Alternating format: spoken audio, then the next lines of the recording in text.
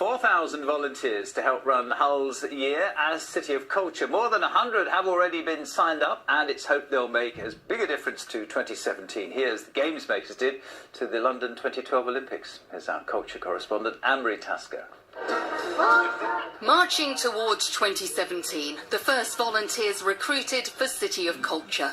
Picked from 1,000 who put their names forward when Hull won the title, they're from all walks of life, from housewives to retired Formula One test drivers.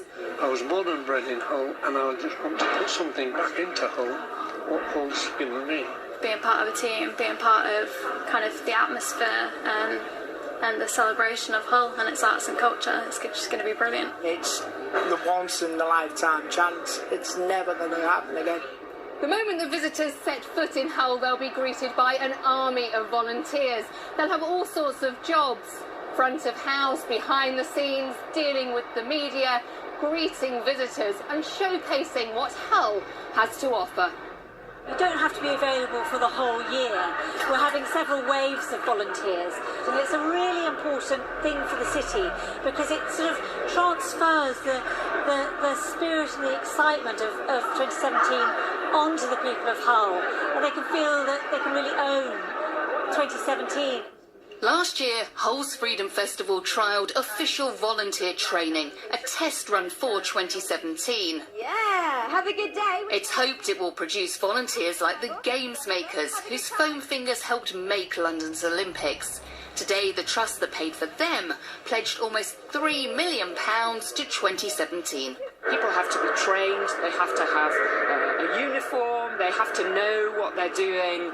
These people will be not just the ambassadors, but the engine room of the event. So it's right that investment goes into that. And they are the people who live in Hull. It's absolutely right that investment should go into them. But what should these volunteers be called? The culture makers? The Hullanteers? The public are being asked for their ideas. Anne-Marie Tasker, BBC Look North, Hull. Trying to think of a name. Well, joining me in the studio is Martin Green, who's Chief Executive of City of Culture. Good evening to you, Martin. Nice to see you. What are you looking for from the volunteers, then? Well, the volunteers will help us stage the whole year, so there's a number of roles they can take, backstage, front of stage, welcoming. Anyone can apply who's over 16, and they can do that from today on Hull 2017. You want somebody who's a bit of a show person, really, don't you? Well, actually, your personality can fit your role. So if you're very public-facing, yes, you may be a bit more vivacious, but we need backstage people, admin people as well. So no one should count themselves out because we've got something for everybody. You'll get a few people after tonight, I suspect. How is the plans going for 2017? People are keen to know what's going to happen. You know, is there going to be a big opening event? Because you're playing your cards very close to your chest. That's right, and this is the start of it. Today was the first time that we came out of planning and preparation and went, here's something to do, here's something to look at. And the volunteering programme is as much part of the programme as anything else. We're also now staging 20 road shows right across the city in April and May, where people can come in, find out about volunteering and the community grants programme and other things. Is there going to be a big opening event at the start of... I'm sure we will do something to open the year. As we said from day one, we're going to release the programme in September. That's completely on track. First, we've got volunteering to do. Absolutely not. No, absolutely not. And the community grants and the road shows. All right. As it gets closer, here we are now, March. What keeps you awake at night? What is worry? What's the thing that worries you most? Or maybe nothing, I don't know. I think this is a turn now from a lot of promises and planning into the reality. And it's only when you put the reality in front of people you really realise if you've got it right.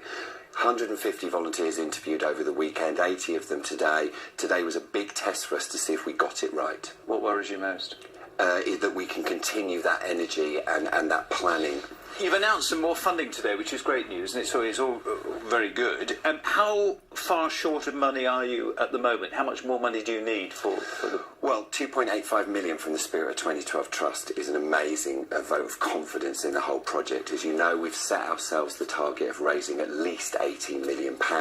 I think we're in a confident place. What place are you at with that? Well, we said at least £18 million. Again, we'll keep going. We won't stop.